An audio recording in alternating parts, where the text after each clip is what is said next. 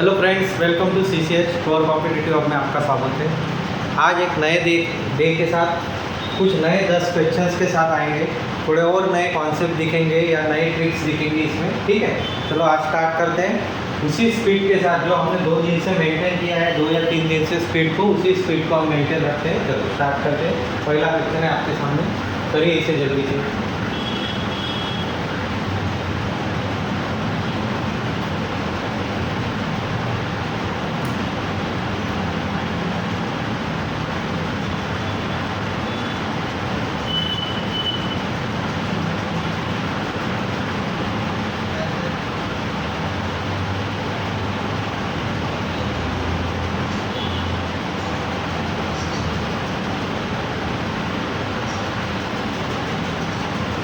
हो गया, जल्दी करो।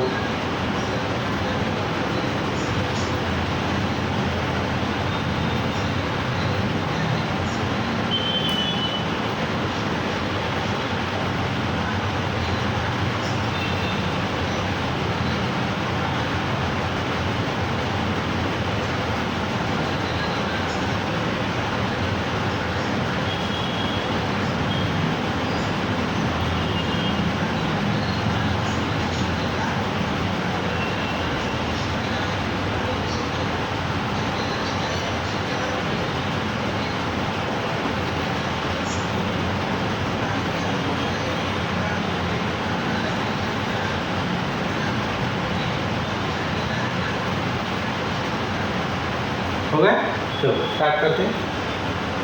आज का पहला question, S I on a sum of rupees P at 5% per annum for 3 years. अब 5% रेट ऑफ इंटरेस्ट है और 3 साल के 5 इंटू 3 कितना है आपका 15%। तो मैं डायरेक्ट ऐसा लिख सकता हूँ 15% ऑफ फी।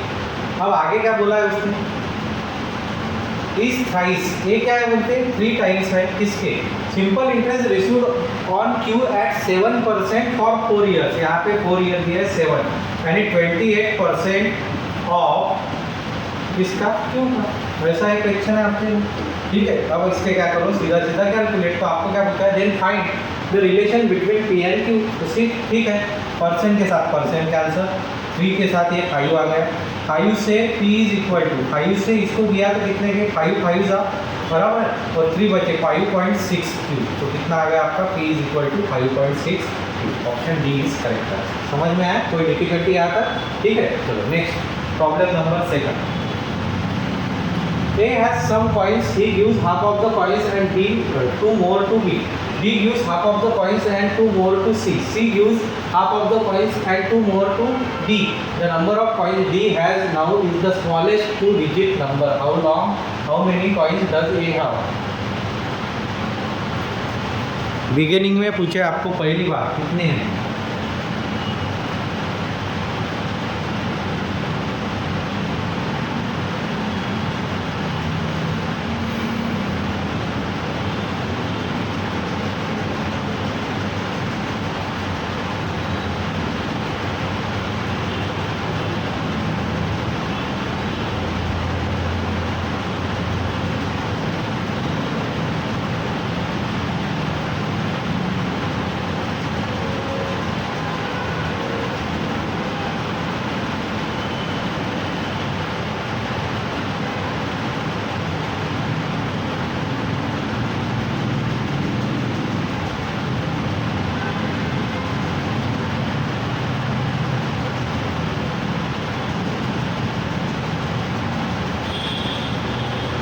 हो गया सॉल्व।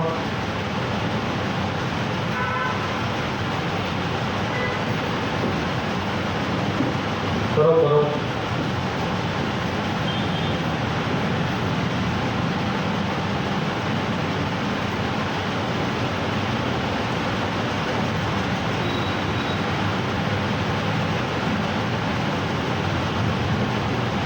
ठीक है, स्टार्ट करते हैं।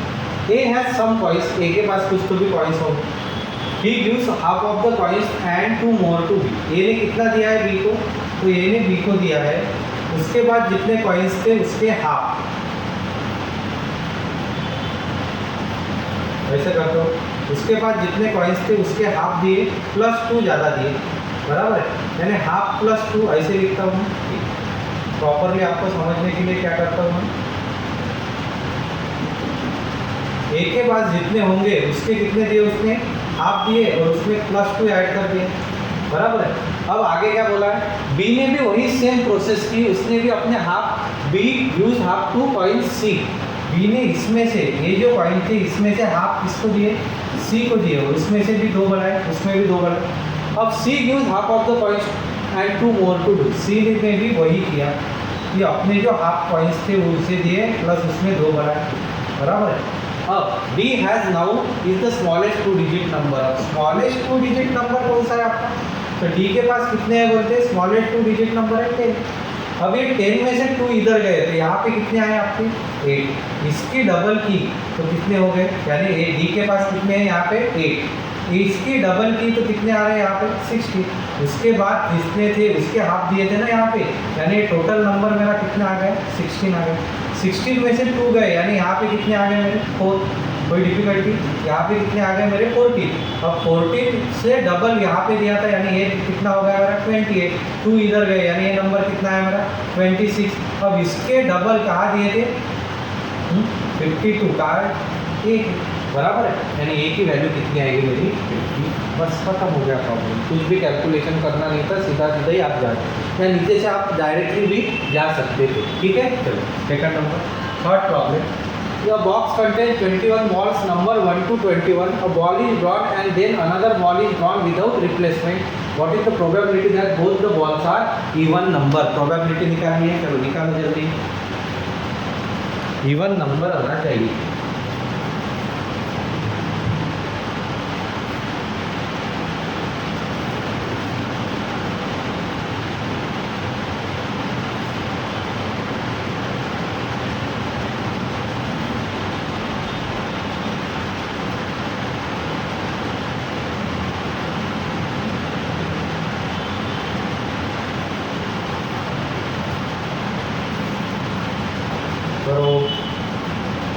प्रोबेबिलिटी इजीली आ जाना चाहिए था।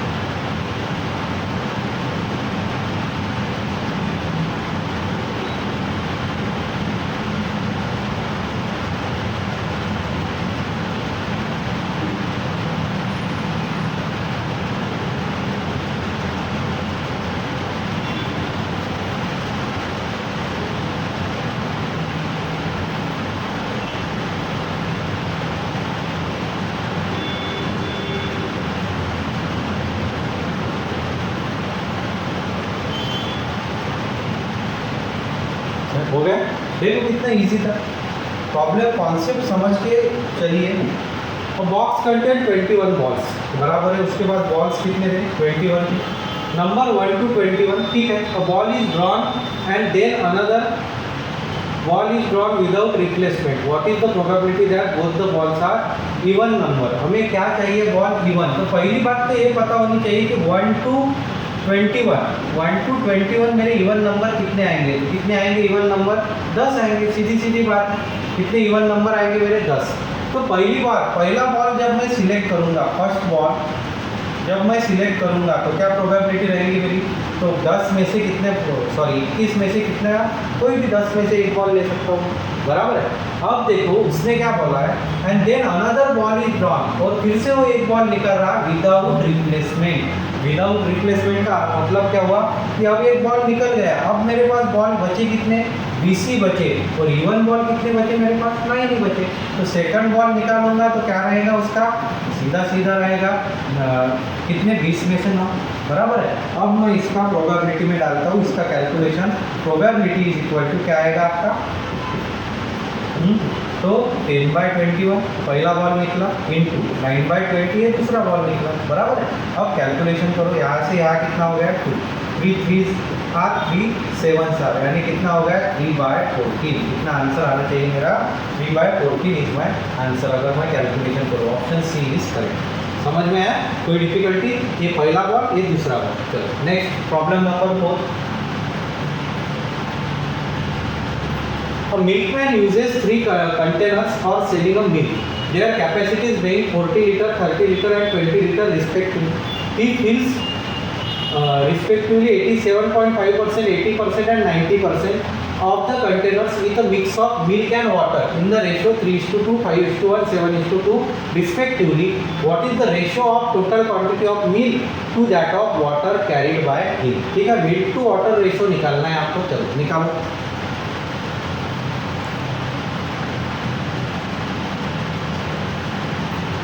थोड़ा टाइम देता हूँ मैं, निकालो इसे।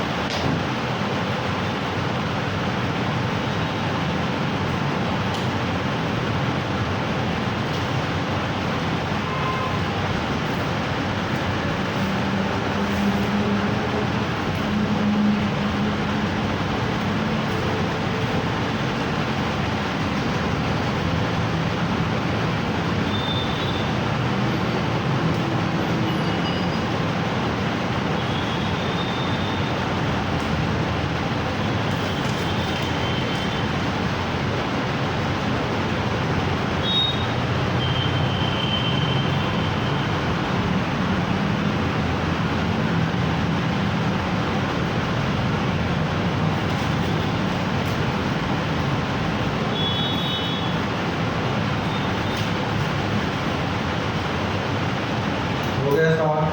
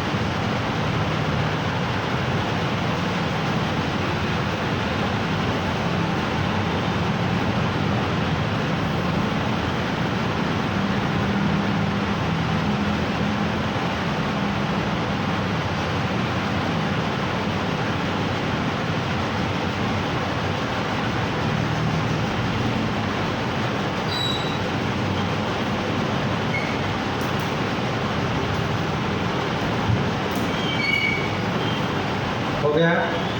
परसेंटेज पे तो आप बेस,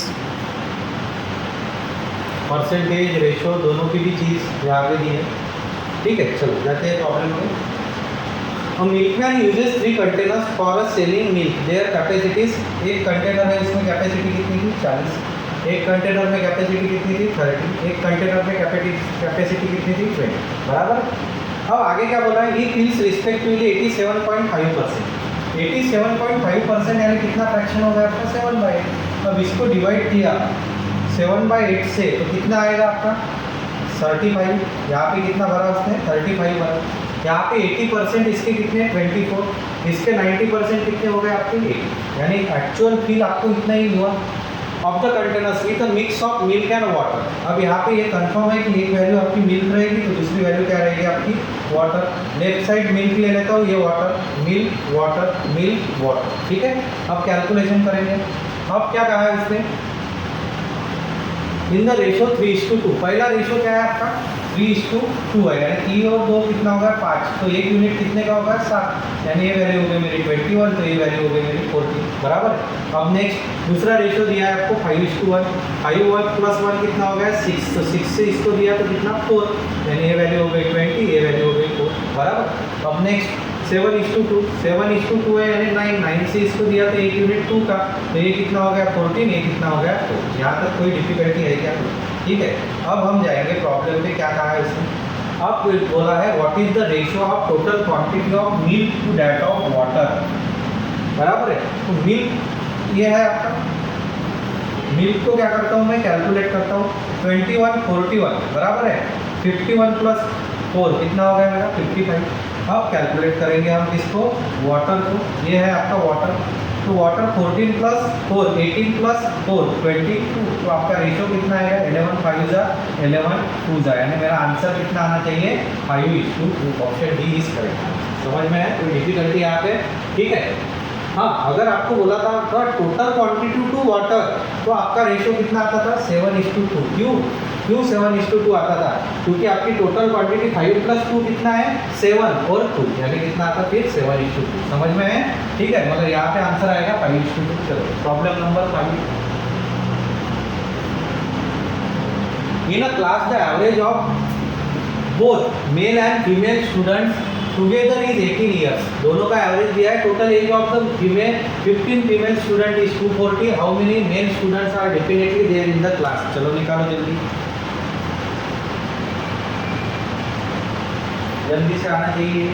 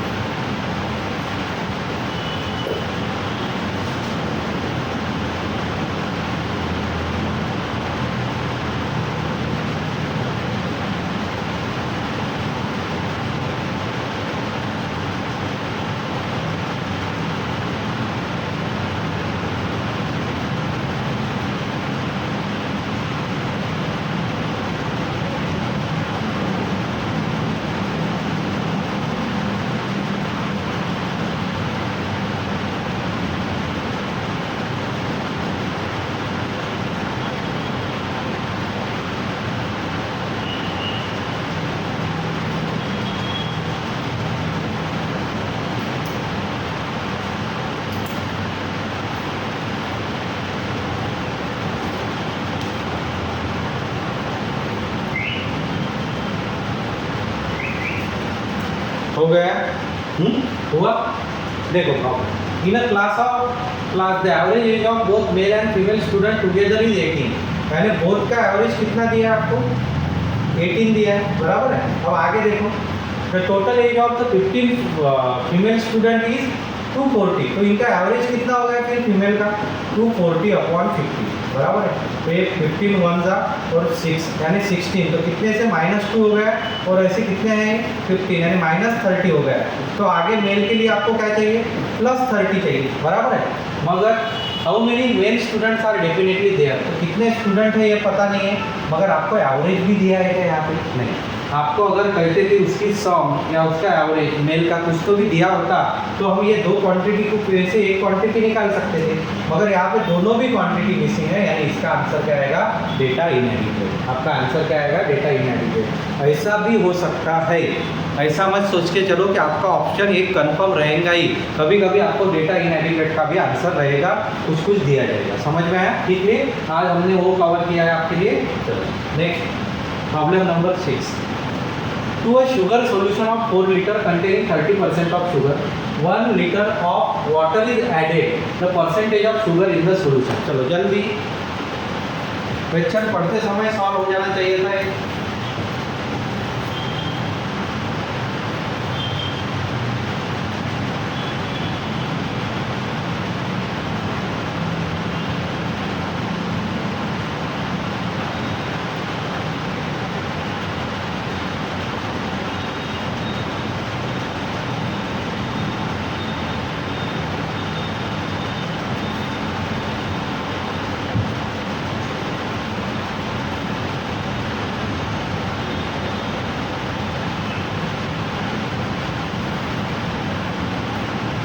हो गया? चलो, two sugar solution of 4 litre 30% sugar. अच्छा शुगर कितनी है फिर 4 लीटर में 30%, यानी 30 इंटू 4 किया मैंने तो 120 आ रहा। एक के 2 के बाद पॉइंट यानी कितना आ रहा मेरा 1.2। ठीक है, मेरे पास शुगर कितनी है 1.2 है, 1 लीटर ऑफ। अब आगे क्या कहा है इसने 1 लीटर वाटर इज एडेड। अब पहले कितना था मेरे पास क्वांटिटी 4 लीटर, अब 1 लीटर ऐड किया तो कितना हो गया 5 लीटर। परसेंटेज ऑफ शुगर का ही पूछा है, तो शुगर तो उतना है उतना ही रहेगा, यानी 1.2 अपॉन 5 इंटू कितना आएगा मेरा परसेंट 100। तो ये पॉइंट रखने के लिए 0 से इसको कितना 2, यानी कितना आया मेरा 12 इंटू 2, यानी कितना आएगा 24%। कितना आंसर आना चाहिए 24%। देखो वहाँ के वही आपका क्वेश्चन सॉल्व। समझ में आया? चलो प्रॉब्लम नंबर 7 पे जाएंगे। A reduction of 20% in the price of rice enables a customer to obtain 2.5 kg more for ₹38. Find the reduced price per kg। ये बढ़िया क्वेश्चन है, इसके लिए मैं थोड़ा टाइम भी दूंगा आपको, करिए इसे।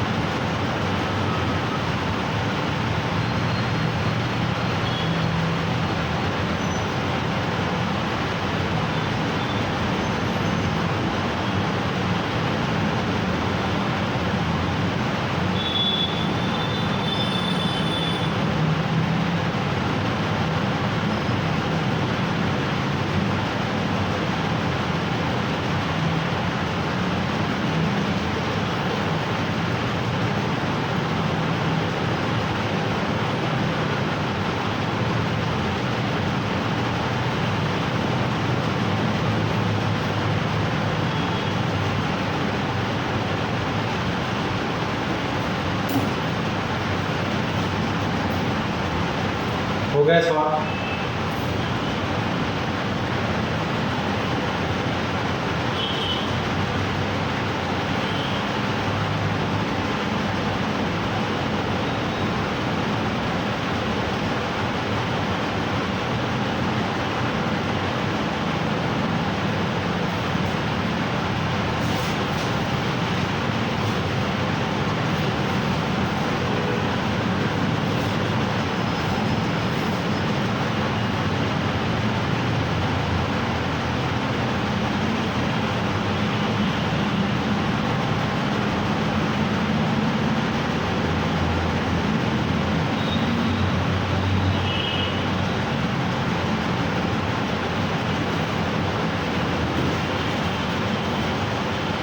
हुआ?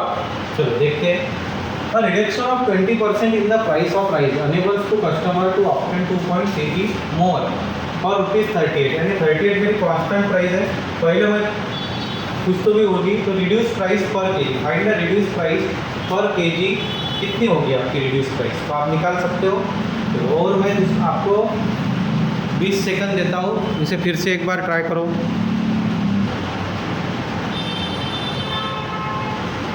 करो करो करके देखो। मैंने एक हिंट दे दी कि 38 क्या है आपकी कांस्टेंट प्राइस है।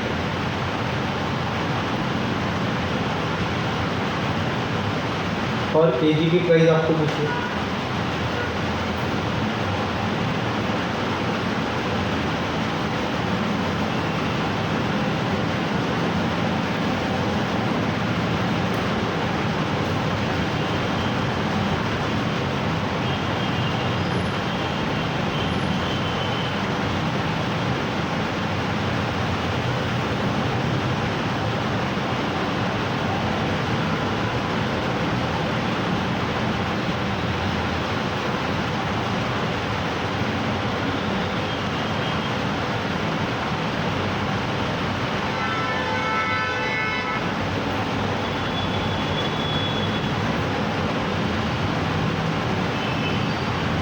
हो गया?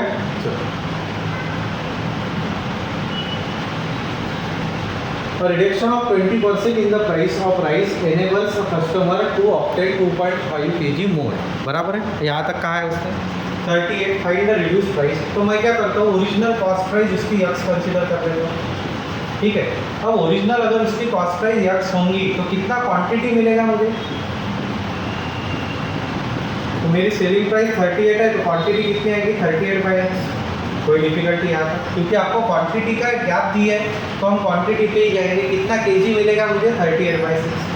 अब मेरी कॉस्ट प्राइस कितनी होगी? तो 20% रिड्यूस यानी 4x/5। यहाँ तक कोई डिफिकल्टी, डायरेक्ट मैं 80% पे आया। तो आपकी क्वांटिटी यहाँ पे कितनी होनी चाहिए? कोई बताएगा कितनी क्वांटिटी होनी चाहिए? 38 डिवाइड बाय कितना? 4x/5। बराबर है। अब ये 5 ऊपर जाएगा तो ये कैलकुलेशन कितना आना चाहिए आपका? 5 8 44, 5 3 15 प्लस 4 कितना हो गया? 90/4x। कोई डिफिकल्टी यहाँ पर? ठीक है, आराम से। अब दोनों भी चीज़ें, इन दोनों की गैप कितनी है बोलते? ये क्वांटिटी हो गई और ये भी क्वांटिटी हो गई, तो इन दोनों क्वांटिटियों की गैप कितनी है? 2.5। फिर हम इसे करेंगे 190/4x minus 38/x is equal to कितनी क्वांटिटी हो गई आपकी? 2.5 हो गई। अब इसे कैलकुलेट करो, कैसे कैलकुलेट करोगे? नीचे क्या आएगा आपका? 4x, ऊपर आपका 190 आ ही गया है, माइनस यहाँ पे कितना आएगा? 38 × 4। तो करो 38 × 4 कितना आएगा? वो 8 × 4 कितना है? 32। कितना आ गया मेरा? 152। इसे माइनस कर दो, बराबर। यहाँ पे 2.5 था, ठीक। यक्स इधर जाएगा 2.5, तो इसमें से 19 में से 15 गए 40, सॉरी कितने बचे? 40। इसमें से 2 गए हैं 38, निकालो ना। 190 माइनस 152 कितने बचे? यहाँ पे 8, यहाँ पे 1 कैरी किया तो कितना आ गया मेरा? 6। कितना? 38। वही तो मैं बता रहा था ना आपको कि 38 is equal to 38 divide by x is equal to, ये इधर ले लेता हूँ मैं, यानी ये कितना आ गया? 10। तो एक्स की वैल्यू कितनी आ गई आपकी? 3.8। मेरी एक्स की वैल्यू कितनी आ गई है? 3.8। मगर एक्स कौन सी वैल्यू है आपकी? इनिशियल कॉस्ट प्राइस है। आपको क्या पूछी है? कॉस्ट प्राइस कब की पूछी है? तो आपको पूछी है रिड्यूस प्राइस। तो रिड्यूस प्राइस कितनी आएगी आपकी? 4/5 × 3.8, बराबर है। फिर 3.8 यानी कितना? 3.8 इंटू 4 किया ही था आपके, वो कितना था आपका? 152/5। तो यहाँ पे पॉइंट है 5 3 था, कितना बचा? 0.0, और नीचे यहाँ पे कितना आएगा? 4। यानी आपका आंसर क्या आया? 3.04 इसमें आंसर। कितना आंसर आना चाहिए आपका? 3.04। समझ में आया? कोई डिफिकल्टी? इसे डायरेक्टली मैं जा सकता हूँ क्या? तो थोड़ा ध्यान दीजिए, करके देखेंगे आता है क्या।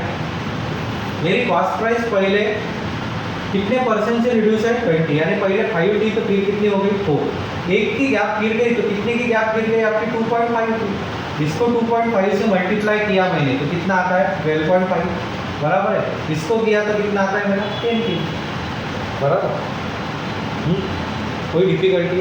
अब तो अगर मेरी प्राइस ये होती तो मुझे कितना मिलता था? 10 kg, अब 12.5 kg मिल रहा है, ठीक। तो हम क्या करेंगे? उसको डिवाइड करेंगे, सीधा सीधा डिवाइड किया तो मेरी रिड्यूस प्राइस कौन सी थी? 4, और इसको कितना मिल रहा है? 12.5। तो 38 डिवाइड बाय सीधा सीधा क्या करो? 12.5 कर दो।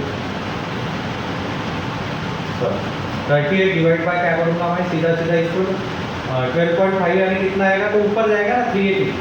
थोड़ा ध्यान दीजिए, लॉजिक ध्यान दीजिए। 5 से 4 हुआ 1 पॉइंट, ये 12.5 10 समझ में आया आपको? अब मुझे एक बात बताइए, अगर मेरी प्राइस ओरिजिनल रहती थी 5 तो मैं कितना लेता था? रिवर्स लेना पड़ेगा। तो कितना क्वांटिटी मिलती थी मुझे? 10 क्वांटिटी मिलती थी। 10 क्वांटिटी मिलती थी 38 रुपीज़ में, तो मेरा प्राइस कितना आता था? 3.8। अब मुझे 4 मिल रही है, 4 प्राइस हुई तो मेरी क्वांटिटी कितनी मिल रही है? 12.5। कितने में? 38 में। 38/12.5 करो, एक जीरो मैं यहाँ पे बढ़ा देता हूँ सीधा सीधा, बराबर है। अब इसे सॉल्व कीजिए। 5 से कितना जाएगा? ये 25। 5 से किया तो यहाँ पे कितना? 7, बराबर है। और इतना यहाँ पे कितना बचा? 1 2 5, करेक्ट। सॉरी 5 से यहाँ पे गया 38 को तो कितना? 7, 3 बचा 6, तो 25 3 था 75, 1 बचा, पॉइंट आया 10 हुआ। फिर से 0 और ये कितना है आपका आंसर 3.04। इतना बड़ा करने की भी ज़रूरत नहीं, सीधा सीधा आपका आंसर। मगर ये लॉजिक, क्रॉस का लॉजिक समझ में आना चाहिए, इन्वर्सली प्रोपोर्शनल रहता है, समझ में आया? ठीक है, चलो प्रॉब्लम नंबर 8, बढ़िया प्रॉब्लम था। A certain sum of money amount to 5320 in 3 years and rupees 5980 in 4. Find the rate of interest. चलो निकालो।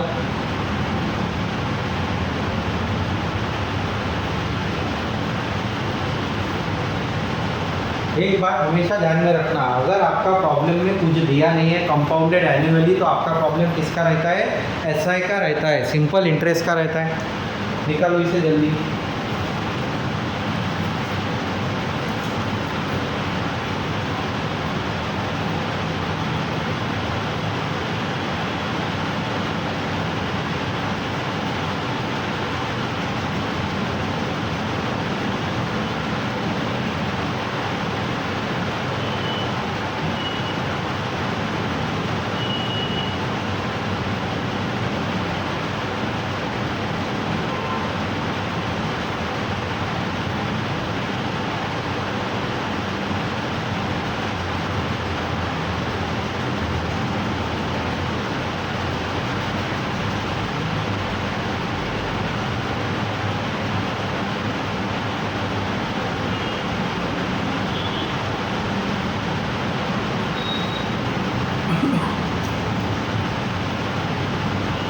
हो गया?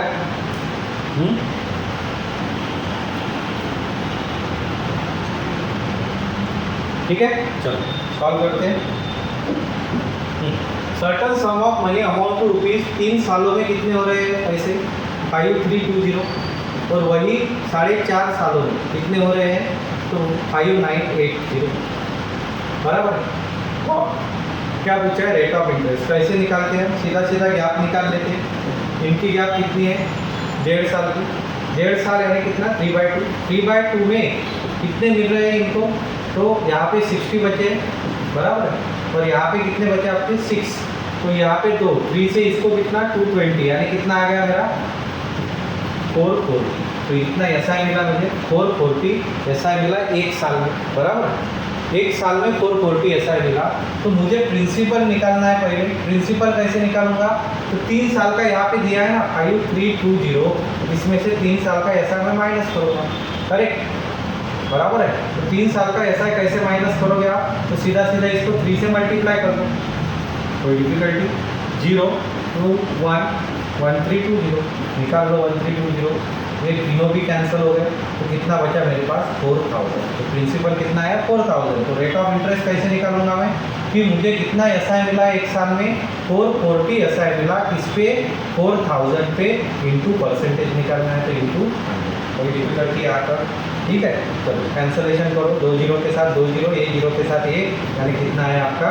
11%। कितना आंसर आएगा मेरा? 11% इतना। समझ में है? सीधा सीधा ये पैटर्न आने के चांसेस भी बहुत ज़्यादा है। ये सेम पैटर्न आपका सीआई में भी आएगा, वो देख के चेक कर लेना। Next, a sum of rupees 51 was divided among 60 boys and girls. Each boy gets 79 paise and girl 139 paise. Find the number of boys and girls. चलो निकालो।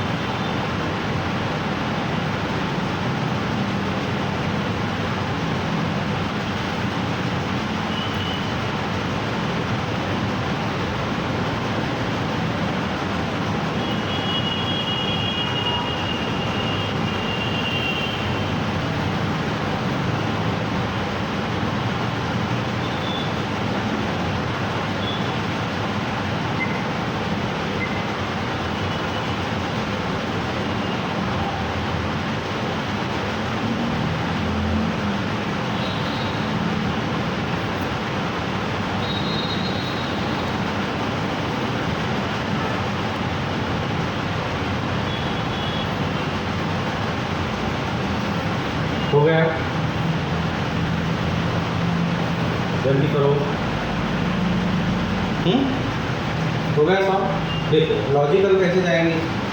सम of ₹5 ₹51 was divided among 60 boys and girls, यानी 60 boys नहीं है, boys and girls मिला के 60। Each boy gate 79 पैसे and each girl gate 139 पैसे। Find the number of boys and girls. Total क्या है, बॉयज और गर्ल्स निकालना है आपको, कितने बॉयज है कितने गर्ल्स है।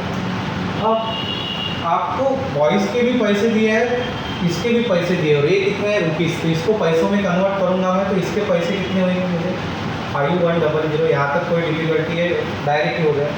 अब यहाँ ये भी वैल्यू पता है मुझे, बॉयज़ की वैल्यू पता है, गर्ल्स की वैल्यू पता है, तो मुझे मीन वैल्यू पता नहीं, तो मीन वैल्यू कैसे निकालूंगा। मीन वैल्यू निकालता हूँ मैं, डिवाइड बाय कितनी है वो 60, तो 0 0 कैंसिल, यानी कितना हो गया 6 8 48 6 5, यानी 85 मेरी क्या हो गई मीन वैल्यू। कोई डिफिकल्टी यहाँ पर समझ में आए। अब मेरे पास कौन कौन सी वैल्यू है, पहली वैल्यू है मेरी बॉयज़ की 79, गर्ल्स के पास कितने हैं 139, बराबर। अब इसका करो कैलकुलेशन, क्या रेशो बनेगा ये देखो। तो इसमें कितने का डिफरेंस है, तो 15, 39 प्लस 15, 39 49 प्लस 5 54, बराबर है। इन दोनों में डिफरेंस कितने का है 6। अब इनका रेशो बना है, तो रेशो क्या बन रहा है मेरा 6 9 आ रहा है, 9:1, बराबर है। क्या रेशो बन गया है 9:1। अब मैं क्या करता हूँ, मेरा रेशो बन गया 9:1 इज इक्वल टू क्या है, तो मैं कंसिडर करता हूँ मेरी बॉयज़ की वैल्यू है x, तो मेरी इनकी वैल्यू क्या होगी 60 माइनस x, क्या दोनों की मिला के कैलकुलेशन कितनी है ये। अब क्या करो, क्रॉस मल्टीप्लिकेशन करो और इसका आंसर निकालो। ये इधर आया तो 540 माइनस कितना है 9x, और ये क्रॉस हुआ तो x इधर भेजा तो 540 इज इक्वल टू कितना आया 10x, तो x की वैल्यू कितनी आएगी आपकी 54, करेक्ट। x की वैल्यू 54 आई, तो आपकी y की वैल्यू कितनी आनी चाहिए, और x की वैल्यू यानी कितनी है बॉयज़ 54 है, तो आपके वो कितने आने चाहिए 60, बराबर है, क्योंकि दोनों मिला के कितने हो रहे हैं 60 हो रहे। कोई डिफिकल्टी यहाँ तक सीधा सीधा निकाला हमने, बराबर है। एलिगेशन का कॉन्सेप्ट यूज़ किया। चलो नेक्स्ट, आज का last problem. The ratio of Rama's age to the age of her mother is 5:7। The difference of their ages is 24 years.